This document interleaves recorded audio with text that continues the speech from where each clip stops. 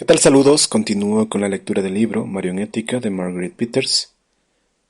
En este episodio voy a continuar con la lectura del segundo capítulo, titulado Revolución Cultural Mundial, Posmodernidad y Nueva Ética Mundial. Recuerda que la lectura de este capítulo ya lo hicimos en el episodio anterior, la primera parte, así que si no lo has escuchado, pues bueno, puedes buscarlo acá mismo. En este episodio voy a leer la sección titulada El consenso mundial secuestrado hacia una era postdemocrática. Dice así: el proceso de construcción del nuevo consenso mundial posguerra fría fue secuestrado cuando empezó la revolución cultural mundial. Tras la caída del muro de Berlín, la generación de mayo de 1968 tenía entre 40 y 50 años y ocupaba puestos claves en la ONU.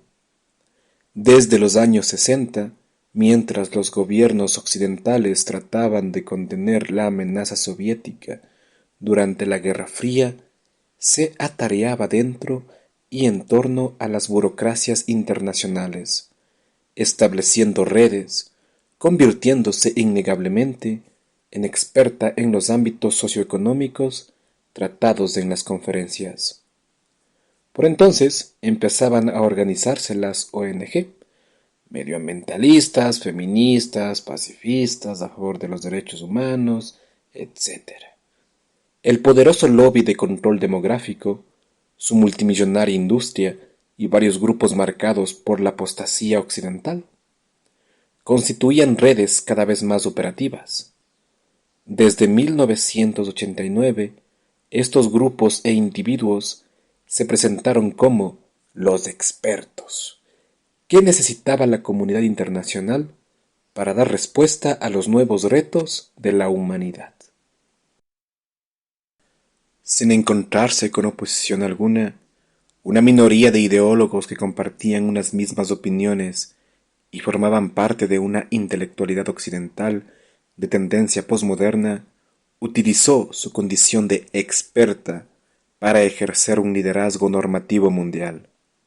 El factor político determinante de la revolución cultural mundial fue el control efectivo que esta minoría, fuertemente financiada por la maquinaria y el secretariado de la ONU, logró ejercer sobre los gobiernos.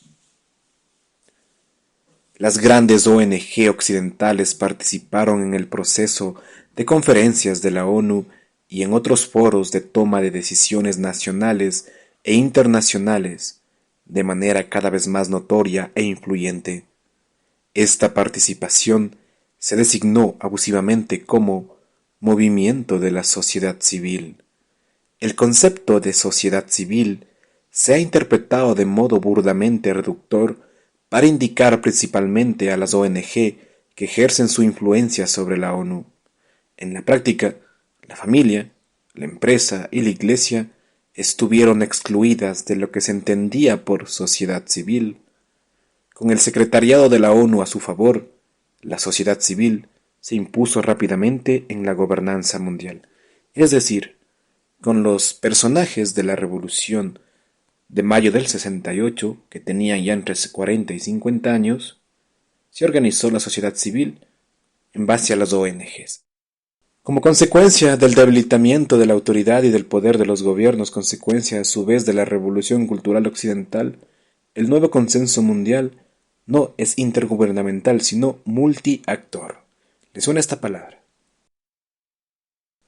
En la Conferencia de Río de 1992, la ONU, o sea, los que hicieron la Revolución Cultural de mayo del 68, identificó 9 grupos de socios, que supuestamente podían ayudar a los gobiernos a aplicar mundialmente el desarrollo sostenible y sus distintos componentes: las mujeres, los niños y los jóvenes, las poblaciones indígenas, las organizaciones no gubernamentales, las ONG, o sea, la sociedad civil, las autoridades locales, los sindicatos, las empresas de la industria, la comunidad científica y tecnológica y los agricultores.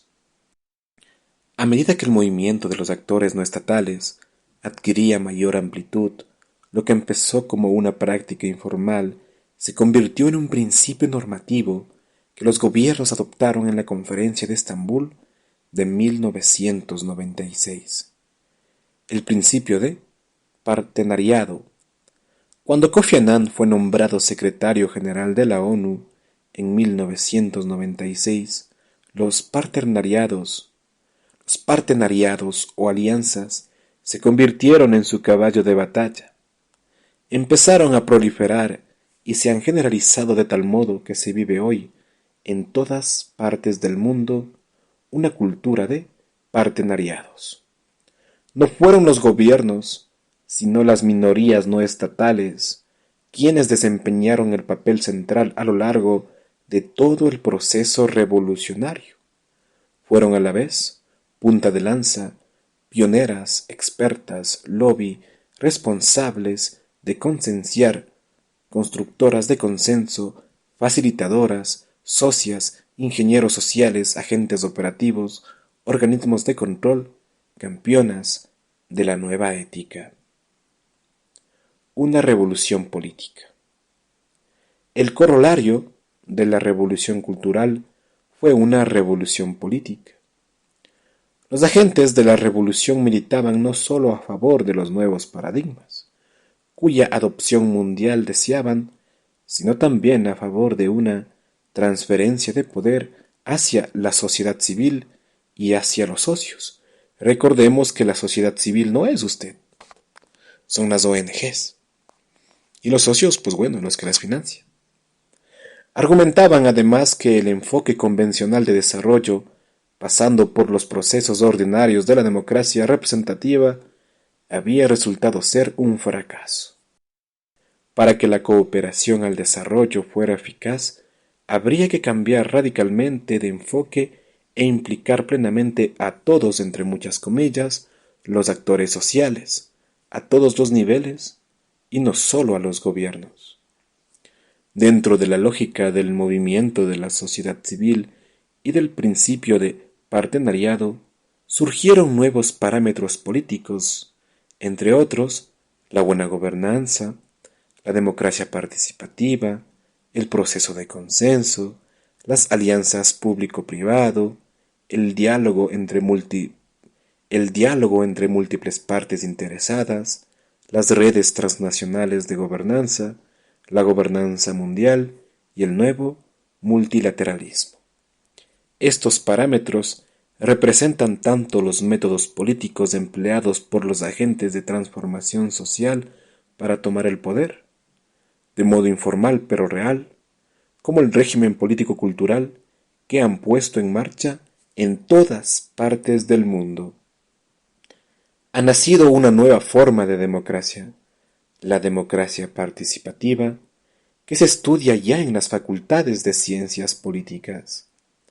Es el producto, por una parte, de una forma de rechazo a los métodos tradicionales de toma de decisiones, de la autoridad del gobierno, de las jerarquías, de toda imposición desde arriba y, por otra parte, de la promoción de nuevos valores culturales, como la participación, la libre elección, la igualdad y la solidaridad. La democracia participativa ha transformado profundamente el funcionamiento de la democracia, así como sus valores constitutivos. Los nuevos parámetros políticos no parten del principio de representación democrática, vinculado a lo que en la modernidad llamábamos los valores universales. Se inscriben de facto en la nueva ética posmoderna de libre elección. Como no respetan ciertas normas universales de base, están destinados, a la larga, a deconstruir la democracia. La nueva democracia podría marcar entonces el advenimiento de una era postdemocrática. En efecto, el peligro de los nuevos parámetros es la redistribución de la autoridad legítima de los gobiernos a grupos de intereses que no solo carecen de legitimidad, sino que además suelen ser radicales. ¿Ya? Es más, forma parte de la lógica de los partenariados que los socios reivindiquen siempre más poder político en detrimento de los que detentan legítimamente el poder. En una democracia representativa tradicional, se supone que las políticas de los gobiernos reflejan la voluntad de los ciudadanos. Para que la democracia mantenga su legitimidad, es necesario que la voluntad de los ciudadanos busque la verdad, el bien y los demás parámetros de la universalidad. Si la democracia deja de inspirarse en estos parámetros, el gobierno pierde su autoridad moral y entonces resulta fácil que actores no estatales tomen el poder. El funcionamiento de la democracia participativa no está delimitado por reglas precisas. Es esencialmente pragmático. La razón de ser y el objetivo de la nueva democracia es dar a quienes participan el poder de aplicar la nueva ética posmoderna sobre el terreno. Los que no participan, así como los contestatarios, quedan excluidos de facto. A pesar de haberse formado a escala mundial en grandes conferencias de la ONU, la democracia participativa se desarrolla hoy a nivel nacional y local, transformando desde dentro los procesos democráticos de una mayoría de gobiernos. La relación entre democracia representativa y democracia participativa es ambivalente y dialéctica. Luchan subrepticiamente por el poder. Su coexistencia está directamente ligada a la crisis moral de Occidente, que ha vuelto obsoleto el concepto de universalidad y por consiguiente también el de representación. La democracia representativa no integra ni controla los nuevos parámetros políticos. Estos, considerados como sus complementos, se desarrollan en paralelo autónomamente. Han adquirido ya tanto poder real que podrían hacerse con el control efectivo de la democracia tradicional y debilitarla cada vez más. De hecho, ya en la actualidad, la actividad y la influencia de poderosas redes transnacionales de socios sobrepasan por mucho la capacidad de control de las democracias tradicionales. Los grupos de presión participativos han adquirido un estatus y una influencia tales que ponen en peligro la democracia. Su falta de representatividad debería examinarse seriamente y ser objeto de un gran debate. Es difícil, en un régimen de democracia participativa, identificar claramente quién nos gobierna. La democracia participativa no es transparente. La democracia participativa, el principio de partenariados y otros nuevos parámetros estipulan que actores gubernamentales y no gubernamentales deben ser tratados como socios iguales en un marco que establezca los objetivos comunes de los socios y la estrategia para alcanzarlos. Se produce una redistribución de roles. El gobierno se convierte en un mero gestor. El sector privado debe, supuestamente, ocuparse del empleo y del crecimiento. Y la sociedad civil, que se supone desinteresada por no estar del lado del beneficio, adquiere un papel de liderazgo ético, procurando a los demás actores, el gobierno y el sector privado, los valores que deberían internalizar. Al final del proceso, la autoridad moral del gobierno se ve fuertemente reducida, tanto más cuanto quienes suelen estar al mando de estas alianzas operativas no son los gobiernos, sino los actores no estatales. Las fuerzas no alineadas ideológicamente a la visión de los socios, ya sean gubernamentales o no gubernamentales, son excluidas del partenariado en cuestión. En la práctica, se ha observado que el nuevo consenso mundial ha sido el único objetivo de los partenariados. No se ha constituido ninguno que se opusiera al consenso o que propusiera visiones divergentes.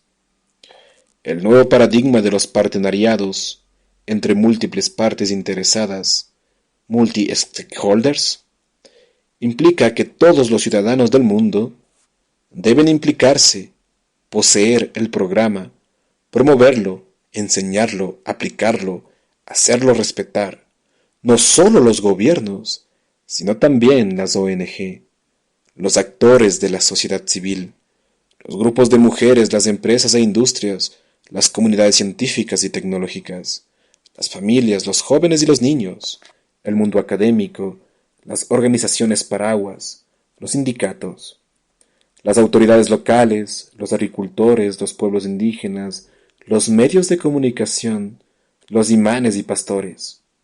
La ética mundial se posiciona por encima de todo lo demás, por encima de la soberanía nacional, de la autoridad de los padres y de los profesores, e incluso por encima de las enseñanzas de las grandes religiones. Sobrepasa toda jerarquía legítima, crea un vínculo directo con el ciudadano individual, como veremos más adelante, es lo propio de una dictadura. Y bueno, hasta aquí voy a continuar con la lectura de este segundo capítulo. En el próximo continuaremos con la sección Ética Mundial y Posmodernidad. Recuerda que si te gustó el episodio puedes compartirlo, dale suscribirte. Puedes de igual manera apoyar al canal con el enlace en la descripción. Si no escuchaste los episodios anteriores, pues bueno, los tienes acá mismo. Te recomiendo que los escuches para que puedas comprender este libro que estamos leyendo. Sin nada más que decir, me despido. Hasta una próxima oportunidad. Muchas gracias.